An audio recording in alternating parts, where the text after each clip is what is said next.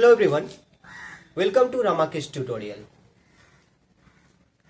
आज के इस वीडियो लेक्चर में हम लोग स्टार्ट करेंगे क्लास 12th फिजिक्स का next chapter alternating current. What is alternating current? हम लोग अल्टरनेटिंग करंट के डिफिनीशन से इस चैप्टर की शुरुआत करते हैं। सबसे पहले एक लोड कंसीडर कीजिए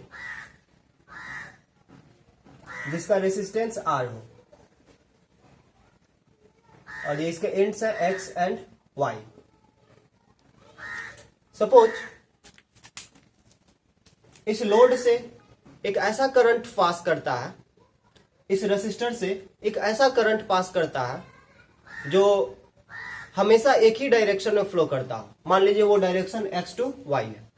ओके, तो इस तरह के करंट को डायरेक्ट करंट कहा जाएगा। ओके, और बेटर समझने के लिए हम लोग ग्राफ का हेल्प ले सकते हैं। और ग्राफ ड्रॉ करने के लिए सबसे पहले यदि करंट का डायरेक्शन X टू Y हो तो इस डायरेक्शन को हम लोग पॉजिटिव करंट मान लेते हैं और सपोज इसे हम लोग प्लस I से डिनोट करते हैं। और यदि करंट का डायरेक्शन Y टू X हो तो इस डायरेक्शन को हम लोग नेगेटिव डायरेक्शन मान लेते हैं और इसे माइनस I से डिनोट करते हैं।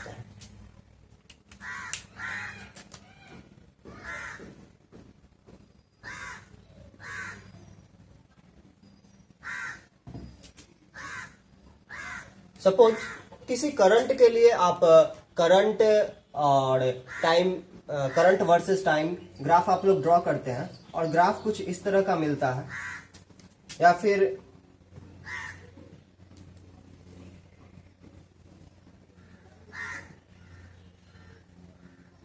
ग्राफ कुछ इस तरह का मिलता है, या फिर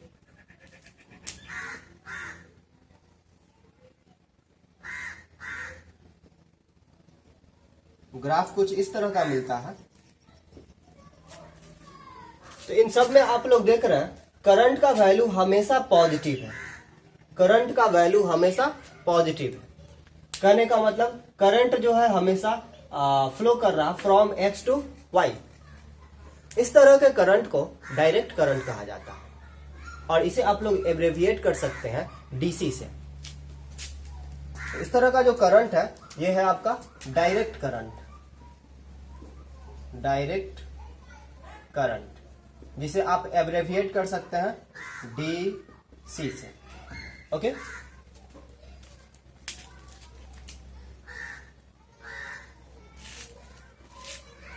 अब मानकर चलिए कि आपको ग्राफ जो है कुछ इस तरह का मिलता है।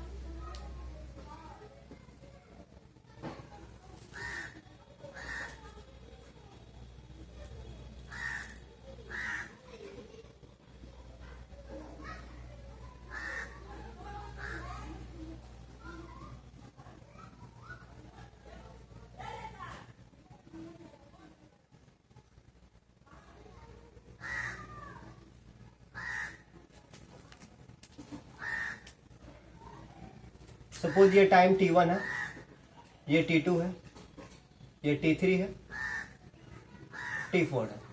तो आप क्या पाते हैं?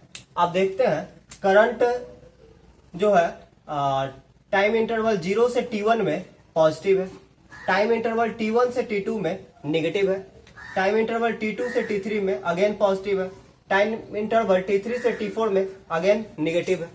तो आप देख रहे हैं कि करंट का डायरेक्शन जो है वो वेरी कर रहा है। कभी यह करंट पॉजिटिव हो जाता है, कभी यह करंट निगेटिव हो जाता है। कहने का मतलब कभी करंट का direction from X to Y रहता है, कभी करंट का direction from Y to X रहता है। तो इस तरह के करंट को अल्टरनेटिंग करंट कहेंगे।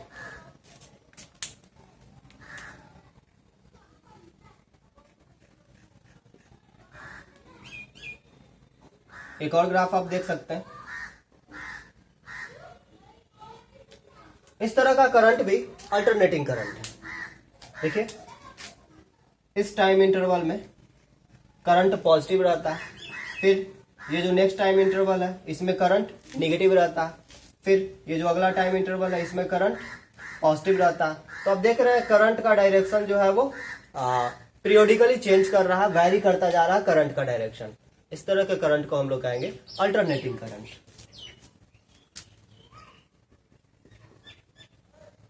अल्टरनेटिंग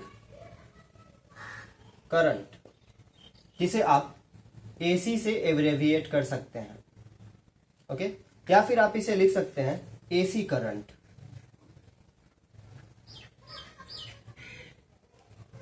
ओके, तो कुल मिलाकर के हम लोग कह सकते हैं डायरेक्ट करंट ऐसा करंट है जो कि हमेशा एक ही डायरेक्शन में फ्लो करता रहता है, और अल्टरनेटिंग करंट ऐसा करंट है जो कि जिसका डायरेक्शन रिवर्स होता रहता है, चेंज होता रहता है।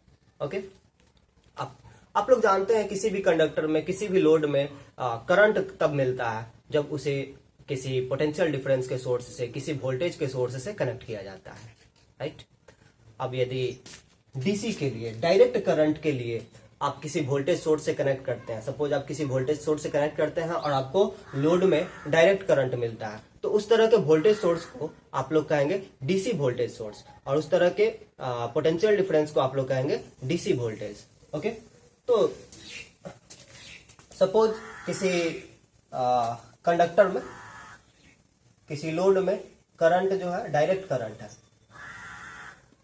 तो क्लियर है, उसे आपने बैटरी से कनेक्ट किया होगा, डीसी सोर्स से कनेक्ट किया है। ये करंट का डायरेक्शन जो है हमेशा फिक्स रहता है, करंट का डायरेक्शन वेरी नहीं करता है, तो आपने जो सोर्स यूज किया है वो है डीसी सोर्स। ओके, और ये जो वोल्टेज प्रोड्यूस कर रहा है, ये जो पोटेंशियल डिफरेंस दे रहा है, ये पोटेंशियल डिफरेंस को कहा जाएगा DC voltage, DC voltage. Okay, और अल्टरनेटिंग करंट के लिए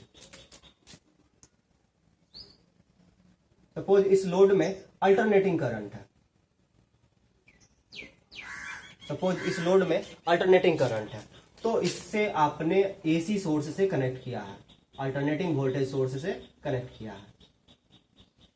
ये जो सोर्स है ये एसी सोर्स है, ये कैसा वोल्टेज प्रोड्यूस करता है? एसी वोल्टेज प्रोड्यूस करता है। इसके अक्रॉस जो पोटेंशियल डिफरेंस होगा वो एसी है, ओके, उसे कहा जाएगा एसी वोल्टेज, राइट। आपने देखा एसी यानी कि अल्टरनेटिंग करंट इस तरह का भी हो सकता है, अल्टरनेटिंग करंट इस तरह का भी हो सकता है, लेकिन हमारे घरों में जो अल्टरनेटिंग करंट सप्लाई होता है उसका एक खास कैरेक्टरिस्टिक है। हमारे घरों में जो अल्टरनेटिंग करंट सप्लाई होता है उसके लिए जो जनरेटर यूज किया जाता है उसे हम लोग एसी जनरेटर कहते हैं। एसी जनरेटर किस तरह का वोल्टेज प्रोड्यूस करता है और उसके कारण कैसा अल्टरनेटिंग करंट मिलता है, इसके बारे में हम लोग अब जानेंगे।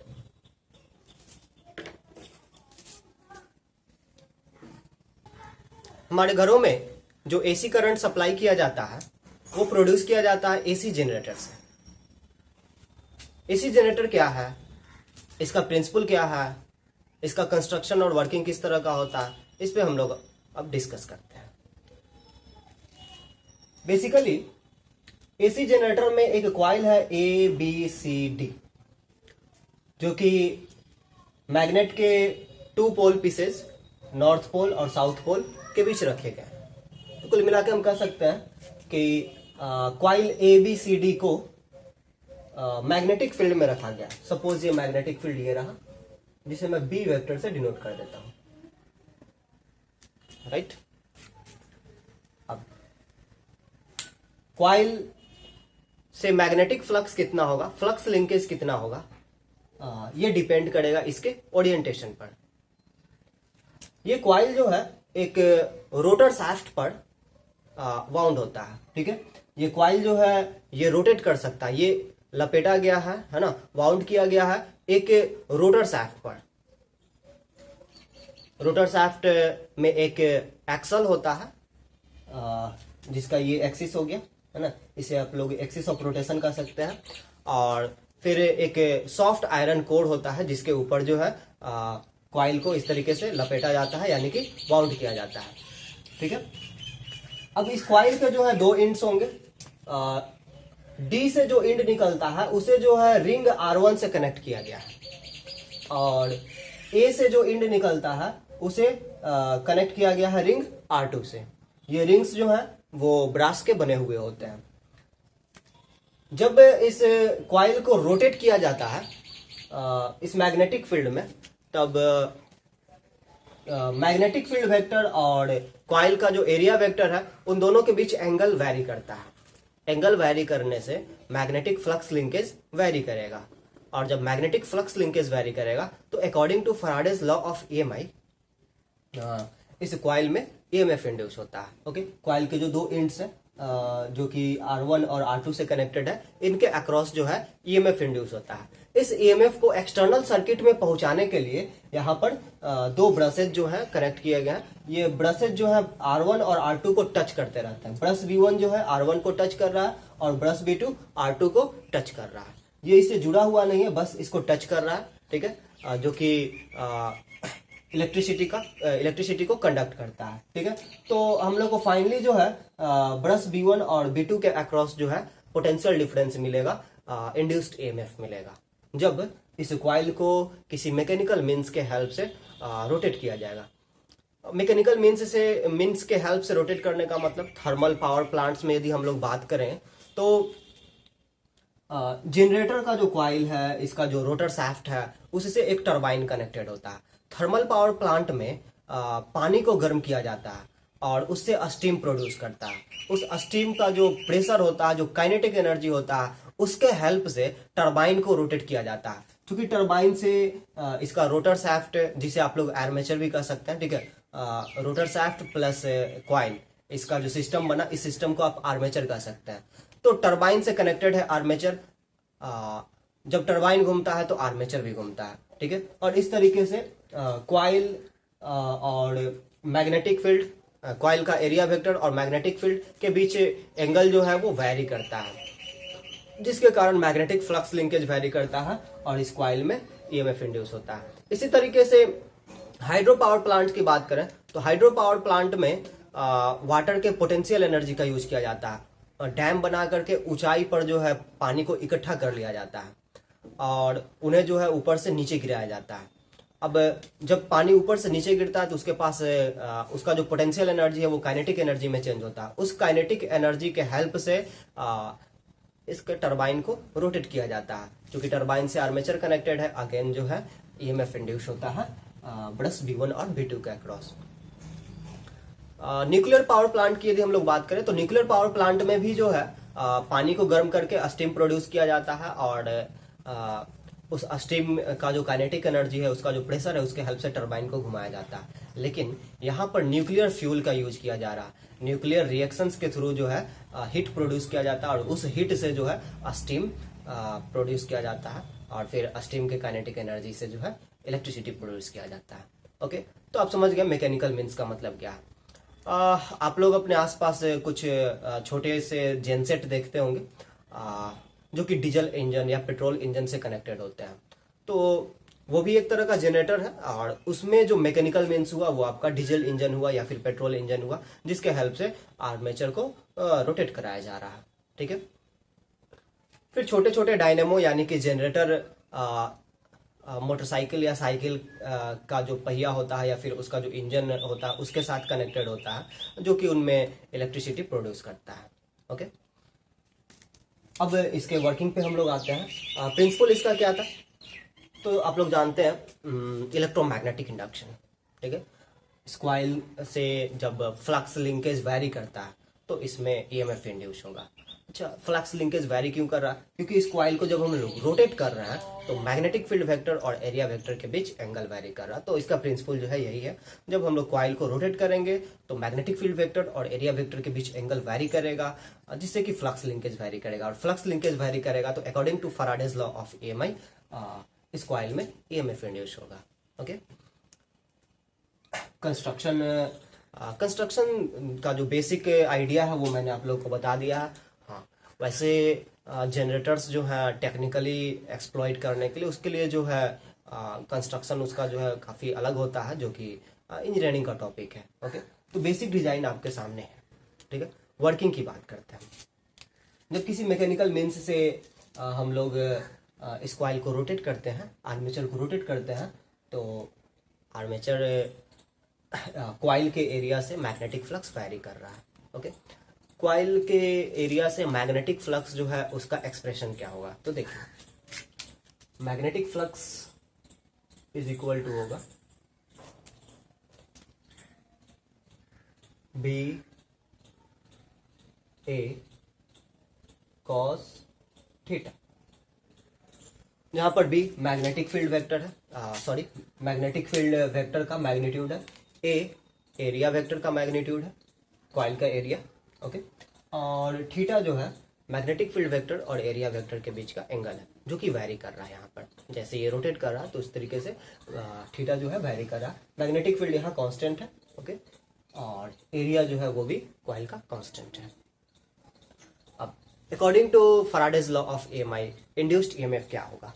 इंड्यूस्ड EMF एक्साई is equal to minus N D phi B upon D T. एक्साई is equal to minus N, phi B का वैल्यू है B A cos theta, D B A cos theta upon D T. Theta के लिए क्या substitute करेंगे? Suppose इस coil को rotate किया जा रहा है विथ एंगुलर स्पीड ओमेगा, ठीक है, इस कॉइल को सपोज रोटेट किया जा रहा है विथ एंगुलर स्पीड ओमेगा, और इनिशियली कहने का मतलब t इक्वल 0 पर सपोज मैग्नेटिक फील्ड वेक्टर और एरिया वेक्टर के बीच एंगल जो है वो 0 degree, okay, at t is equal to 0 degree पर, sorry t is equal to 0 second पर थीटा का वैल्यू जो है वो 0 डिग्री है, ओके, मतलब मैग्नेटिक फील्ड वेक्टर और एरिया वेक्टर के बीच एंगल जो है वो 0 डिग्री है। तो after time t angular position क्या होगा? मतलब कि मैग्नेटिक फील्ड वेक्टर और एरिया वेक्टर के बीच एंगल क्या होगा? तो आप लोग जानते हैं omega is equal to delta theta by delta t, यानी कि थीटा इज इक्वल टू हो जाएगा ओमेगा टी, राइट। तो आप इसे थीटा को जो है सब्स्टिट्यूट कर दीजिए ओमेगा टी से, माइनस एन डी, अच्छा बी और ए कांस्टेंट है उसे हम लोग बाहर कर लेते हैं, डी कॉस थीटा को आप लोग सब्स्टिट्यूट कर दीजिए ओमेगा टी से अपॉन टी टी। यहां पर एन जो है number of turns of coil है, ओके। एक्साई is equal to minus N B A. अब कॉस ओमेगा टी का डेरिवेटिव, कॉस ओमेगा टी का डेरिवेटिव हम लोग ओमेगा टी के रिस्पेक्ट में लेते हैं, तो ओमेगा टी के रिस्पेक्ट में कॉस ओमेगा टी का डेरिवेटिव होगा minus sign omega t, right. और उसके बाद हम लोग ओमेगा टी का डेरिवेटिव टी के रिस्पेक्ट में लेते हैं, तो आपको मिलेगा ओमेगा। तो कुल मिलाकर के आपको इंड्यूस्ड ईएमएफ का वैल्यू मिला N B A omega sine omega T. Induced EMF का वैल्यू आपको ये मिला N B A omega sine omega T. अब देखिए इंड्यूस्ड ईएमएफ जो है वो कांस्टेंट नहीं है, वो फंक्शन है किसका? टाइम का। तो इसे हम लोग इस तरीके से लिख सकते हैं, xi as a function of time is equal to N B A omega sine omega t, right.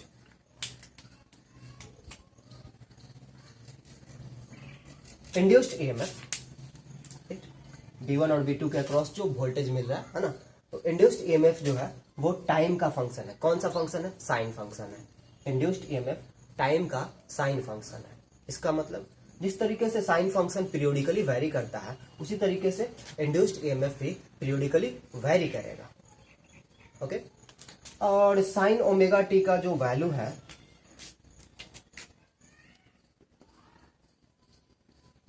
Sign omega T का जो वैल्यू है वो मैक्सिमम वैल्यू होता है 1 और मिनिमम वैल्यू होता है -1, राइट। साइन ओमेगा टी का वैल्यू जो है -1 या फिर -1 से बड़ा होगा, 1 से छोटा या फिर 1 या 1 से छोटा होगा, राइट। तो मैक्सिमम वैल्यू यहाँ आप पुट करते हैं या फिर मिनिमम वैल्यू आप यहाँ पुट करते हैं, ठीक है। तो आपको मिलेगा एक्साइटी इज इक्वल टू, यदि आप मैक्सिमम वैल्यू पुट करते हैं तो आपको मिलेगा एन बी ए ओमेगा, और यदि आप लोग मिनिमम वैल्यू पुट करते हैं तो आपको मिलेगा एक्साइटी is equal to minus N B omega, okay. इसे हम लोग एन बी ओमेगा को हम लोग एक्साई नॉट से डिनोट कर देते हैं।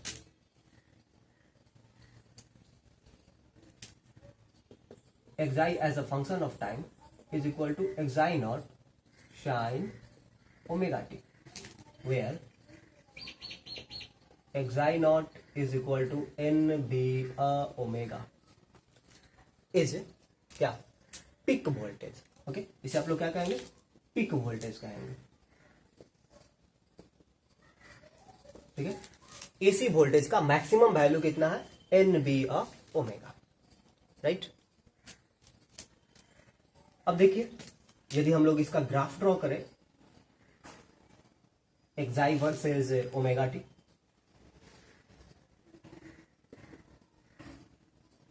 Induced EMF versus omega T का ग्राफ यदि हम लोग ड्रॉ करें तो ग्राफ आपको इस तरह का मिलेगा। इंड्यूस्ड ईएमएफ एक्साइटी जो है वो फंक्शन है किसका, किसका फंक्शन है, टाइम का। कौन सा फंक्शन, साइन फंक्शन है। साइन फंक्शन का ग्राफ ऐसा होता है। ओके, और ये जो वैल्यू है ये इस फंक्शन का मैक्सिमम वैल्यू है, ये इस फंक्शन का मिनिमम वैल्यू है। मैक्सिमम वैल्यू कितना है, एक्साई नॉट, और मिनिमम वैल्यू कितना है, माइनस एक्साई नॉट, राइट। तो इस तरह से आपको इंड्यूस्ड ईएमएफ का ग्राफ मिला। अब देख सकते हैं डायरेक्शन, पोलरिटी जो है वो चेंज कर रहा है ना। इस टाइम इंटरवल में यहां से यहां तक, इस टाइम इंटरवल में पोलरिटी जो है वो पॉजिटिव रहता है, और फिर यहां से यहां इस टाइम इंटरवल में पोलरिटी जो है वो निगेटिव रहता है। तो इस तरह के ईएमएफ को, इस तरह के वोल्टेज को एसी वोल्टेज कहा जाता है। ओके, और ये एसी वोल्टेज जो है आपका अल्टरनेटिंग करंट का सोर्स है, मतलब इसके कारण अल्टरनेटिंग करंट मिलता है किसी लोड से। यदि किसी लोड को यदि एसी वोल्टेज दिया जाए तो उसमें जो है आपको अल्टरनेटिंग करंट मिलता है। ठीक है, अल्टरनेटिंग करंट जो होगा उसका डायरेक्शन जो है पीरियडिकली इसी तरह से रिवर्स होता रहेगा, चेंज करता रहेगा। अब इस एंगल की हम लोग बात करते हैं। यहाँ पर एंगल यानी ओमेगा टी का वैल्यू 0 होगा। इस जगह पर एंगल जो है वो आपका पाई होगा, और इस जगह पर एंगल जो है वो 2 पाई होगा। यहाँ पर एंगल जो है पाई बाई 2 होगा, और यहाँ पर एंगल जो है 3 पाई बाई 2 होगा। ओके, तो इंड्यूस्ड ईएमएफ एसी वोल्टेज का मैक्सिमम वैल्यू आपको मिल रहा है पाई बाई 2 पर, राइट। 0 पर ये इंड्यूस्ड ईएमएफ 0 था, पाई बाई 2 पर इंड्यूस्ड ईएमएफ मैक्सिमम मिला। ठीक है, फिर उसके बाद पाई पर इंड्यूस्ड ईएमएफ 0 हो गया। तो जैसे जैसे कॉइल रोटेट करता है, जब मैग्नेटिक फील्ड वेक्टर और एरिया वेक्टर के बीच एंगल 0 डिग्री है तब इंड्यूस्ड ईएमएफ का वैल्यू 0 है। जब मैग्नेटिक फील्ड वेक्टर और एरिया वेक्टर के बीच एंगल पाई बाई 2 होता है, रोटेशन हो रहा है ना, जब एंगल मैग्नेटिक फील्ड वेक्टर और एरिया वेक्टर के बीच पाई बाई 2 होता है तब इंड्यूस्ड ईएमएफ जो है वो मैक्सिमम हो जाता है, जिसका वैल्यू है एक्साई नॉट। अभी जो कॉन्फ़िगरेशन आपको बोर्ड पे दिख रहा है ये कैसा है, अभी इंड्यूस्ड ईएमएफ और मैग्नेटिक फील्ड वेक्टर और एरिया वेक्टर के बीच एंगल जो है वो 90 डिग्री है, यानी पाई बाई 2 है। तो इस समय जो इंड्यूस्ड ईएमएफ होगा वो मैक्सिमम होगा, जिसका वैल्यू रहा होगा एक्साई नॉट। ओके, यदि ये कॉइल इस तरह से होता है ना तो एंगल 0 डिग्री होता, और उस केस में इंड्यूस्ड ईएमएफ का वैल्यू 0 होता है। ओके, तो पाई बाई 2 पर इंड्यूस्ड ईएमएफ एक्साई नॉट मिलता है। फिर इस तरीके से ये आपका 0 डिग्री रहा, फिर इस तरीके से 90 डिग्री हुआ, फिर उसके बाद ये फर्दर रोटेट करेगा तो अगेन ये वैल्यू जो है वो डिक्रीज करेगा। तो जब एंगल 0 जब एंगल बढ़ते हुए पाई हो जाता है तब इंड्यूस्ड ईएमएफ डिक्रीज करके फिर से 0 हो जाता है। फिर एंगल जब पाई से 3 पाई बाई 2 के बीच जाता है तब उस दौरान इंड्यूस्ड ईएमएफ का जो पोलरिटी है वो रिवर्स हो जाता है, और इस कारण से करंट, इंड्यूस्ड करंट जो है उसका डायरेक्शन भी रिवर्स हो जाएगा। तो अपोजिट डायरेक्शन में जो है आपको मिला इंड्यूस्ड ईएमएफ और इंड्यूस्ड करंट, और अपोजिट डायरेक्शन में ये इंक्रीज करता है, और जो एक्सट्रीमम वैल्यू है, ठीक है, जो एक्सट्रीमम वैल्यू है एक्साई नॉट वहां तक जाता है। अगेन 3 पाई बाई 2 से 2 पाई के बीच जो है फिर से ये डिक्रीज करता है, ठीक है, और अगेन 0 पर आता है। ठीक है, फर्दर 2 पाई के बाद जो है अगेन ये इंक्रीज करना शुरू करेगा और एक्सट्रीमम मैक्सिमम तक जाएगा। ओके, तो ये है आपका अल्टरनेटिंग करंट, जो कि हमारे घरों में जो कि हमारे घरों में सप्लाई होता है। ठीक है, हमारे घरों में जो सप्लाई होता है अल्टरनेटिंग करंट, उसका जो ईएमएफ है, उसका जो वोल्टेज है, जिसे आप लोग एसी वोल्टेज कहेंगे, उसके लिए इक्वेशन है एक्साइटी is equal to एक्साई naught sine omega T. Suppose यदि क्वाइल का ओरिएंटेशन कुछ इस तरीके से होता ताकि इनिशियली, ठीक है, इनिशियली क्वाइल का ओरिएंटेशन कुछ इस तरीके से होता ताकि मैग्नेटिक फील्ड वेक्टर और एरिया वेक्टर के बीच एंगल 0 डिग्री ना होकर फाई होता, तब उस केस में आप लोग यहां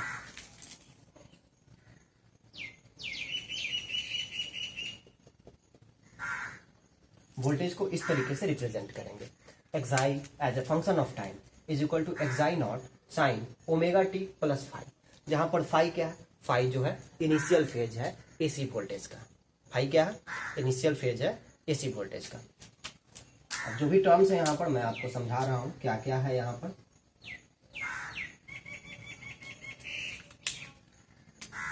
एक्साइटी ये है आपका इंस्टेंटेनियस वैल्यू, इंस्टेंटेनियस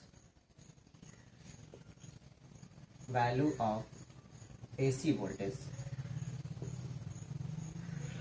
एक्साई नॉट ये है पीक वोल्टेज, ठीक है, या फिर इसी को आप कह सकते हैं एम्पलीट्यूड, इसे आप पीक वोल्टेज या फिर एम्पलीट्यूड कर सकते हैं। Omega t plus five, omega t plus five जो है इसे कहा जाता है फेज, और इसमें ये जो फेज है ये डिपेंड कर रहा है किस पर, टाइम पे डिपेंड कर रहा है, तो ये जो है टाइम डिपेंडेंट फेज है, ठीक है। और इसमें जो फाई है, फाई टाइम इंडिपेंडेंट फेज है, और इसे आप लोग इनिशियल फेज भी कहेंगे, इनिशियल फेज या फिर टाइम इंडिपेंडेंट फेज।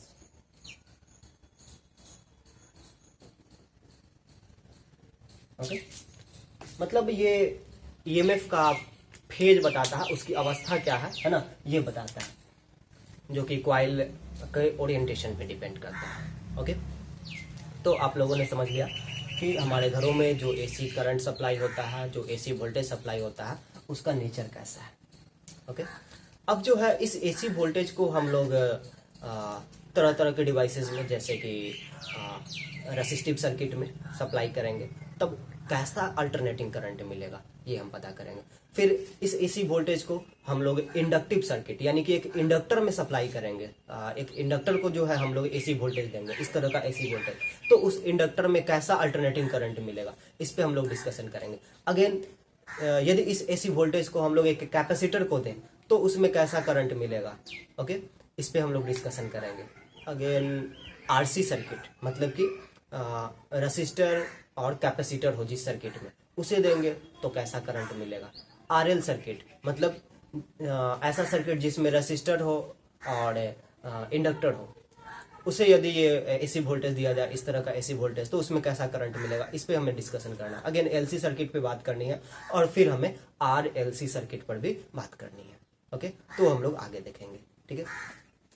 अब देखिए, इंडिया में जो जनरेटर्स यूज होते हैं अल्टरनेटिंग करंट प्रोड्यूस करने के लिए, उसका फ्रीक्वेंसी होता है 50 हर्ट्ज। देखिए, फ्रीक्वेंसी और एंगुलर फ्रीक्वेंसी के बीच एक इंपॉर्टेंट रिलेशन है, omega is equal to 2 pi nu, omega is equal to 2 pi nu. Angular frequency या एंगुलर स्पीड और फ्रीक्वेंसी, इन दोनों के बीच ये रिलेशन है, omega is equal to 2 pi nu. तो आप लोग जो है इस इक्वेशन को xi as a function of time is equal to आप लोग लिख सकते हैं एक्साई नॉट साइन ओमेगा के लिए आप लोग लिख सकते हैं 2 pi new T plus 5, right. तो ये इक्वेशन भी आप लोग यूज कर सकते हैं एसी वोल्टेज के लिए, ठीक है। अब इसमें ये जो फ्रीक्वेंसी है, इंडिया में ये फ्रीक्वेंसी है 50 हर्ट्ज। कुछ देशों में जैसे कि यूएस में ये फ्रीक्वेंसी होता है 60 हर्ट्ज, ठीक है। इंडिया में, हमारे भारत में जो एसी का फ्रीक्वेंसी है वो है 50 हर्ट्ज, ठीक है। मतलब हमारे भारत में जो जनरेटर यूज किए जाते हैं उनमें कॉइल जो है वो 1 सेकंड में 50 चक्कर लगाता है, ठीक है। वो 1 सेकंड में 50 चक्कर लगाता है, 50 रिवॉल्यूशंस जो है, 50 रोटेशंस जो है वो पूरे करता है 1 सेकंड में। इसलिए हम लोग इसका फ्रीक्वेंसी जो है वो 50 हर्ट्ज है, ठीक है। और इसलिए अल्टरनेटिंग करंट का जो डायरेक्शन है वो 1 सेकंड में 100 बार चेंज होता है, ठीक है, इंडिया में। कुछ देशों में ये फ्रीक्वेंसी 60 हर्ट्ज भी होता है। अब एसी करंट का क्या एडवांटेज है डीसी के ऊपर? एसी का डीसी के ऊपर क्या एडवांटेज है? तो एसी को जो है हम लोग लॉन्ग डिस्टेंसेस तक ट्रांसमिशन कर सकते हैं, उसमें हीट लॉस जो है काफी कम होता है। आप लोग 3rd चैप्टर में इलेक्ट्रिक करंट इलेक्ट्रिसिटी जो चैप्टर था उसमें आप लोगों ने पढ़ा है कि ट्रांसमिशन केबल में जो पावर का ट्रांसमिशन होता है लॉन्ग डिस्टेंसेस तक, वहां पर वोल्टेज को हाई रखा जाता है। उन वायर्स को कहा जाता है हाई टेंशन वायर, और उनमें वोल्टेज जो है 25 किलो वोल्ट तक होता है, काफी हाई रखा जाता है वोल्टेज। तो अल्टरनेटिंग वोल्टेज को, एसी वोल्टेज को low voltage to high voltage to low voltage जरूरत के हिसाब से कन्वर्ट किया जा सकता है, लेकिन डीसी को कन्वर्ट नहीं किया जा सकता है। एसी वोल्टेज को आप एसी लो वोल्टेज को एसी हाई वोल्टेज में कन्वर्ट करने के लिए, या फिर एसी हाई वोल्टेज को एसी लो वोल्टेज में कन्वर्ट करने के लिए आप एक डिवाइस का यूज कर सकते हैं जिसका नाम है ट्रांसफार्मर। ट्रांसफार्मर के बारे में भी आप लोग इसी चैप्टर में पढ़ेंगे, ठीक है। तो ट्रांसफार्मर का यूज करके एसी वोल्टेज को आप लोग ट्रांसफॉर्म कर सकते हैं, लो to high, high to low, जरूरत के हिसाब से। तो जब हमें लॉन्ग डिस्टेंसेस तक, जैसे कि 1000 किलोमीटर, 2000 किलोमीटर, करीब इस तरह के डिस्टेंसेस तक इलेक्ट्रिकल एनर्जी को ट्रांसमिट करना होता है, सप्लाई करना होता है, तो उसके लिए हम लोग जो है वोल्टेज को हाई कर देते हैं, वोल्टेज को काफ़ी ज़्यादा कर लेते हैं, अबाउट 25 किलो वोल्ट, ओके।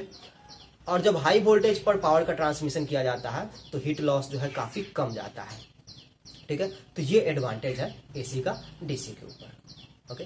तो आज के क्लास में आप लोगों ने क्या देखा? आज के क्लास में आप लोगों ने समझा अल्टरनेटिंग करंट क्या होता है, डायरेक्ट करंट से अल्टरनेटिंग करंट किस तरह डिफरेंट है, फिर अल्टरनेटिंग करंट का सोर्स क्या है, एसी सोर्स। एसी का सोर्स क्या है? तो वो है एसी जनरेटर, ठीक है। एसी जनरेटर किस तरह का ईएमएफ प्रोड्यूस करता है वो आप लोगों ने देखा, उसका इक्वेशन यहाँ पे मिला आपको, xi as a function of time is equal to xi naught sine omega t plus 5, ठीक है, जो कि इस तरह से वैरी कर रहा है, ठीक है। मतलब सिर्फ डायरेक्शन ही चेंज नहीं हो रहा है बल्कि मैग्नीट्यूड भी वैरी कर रहा है, ठीक है। हमारे यहाँ जो एसी करंट सप्लाई हो रहा है या जो एसी वोल्टेज सप्लाई हो रहा है, सिर्फ उसका डायरेक्शन ही चेंज नहीं हो रहा बल्कि उसका मैग्नीट्यूड भी कंटिन्यूअसली वैरी कर रहा है, ओके। तो आप लोगों ने ये देखा कि हमारे घरों में किस तरह का एसी वोल्टेज सप्लाई हो रहा है, किस तरह का एसी करंट हमारे घरों में सप्लाई किया जाता है। फिर इंडिया में, भारत में एसी का फ्रीक्वेंसी क्या है? भारत में एसी का जो फ्रीक्वेंसी है वो है 50 हर्ट्ज। और लास्ट आप लोगों ने क्या देखा? Advantage of AC over DC, ठीक है। तो आज के क्लास में इतना ही।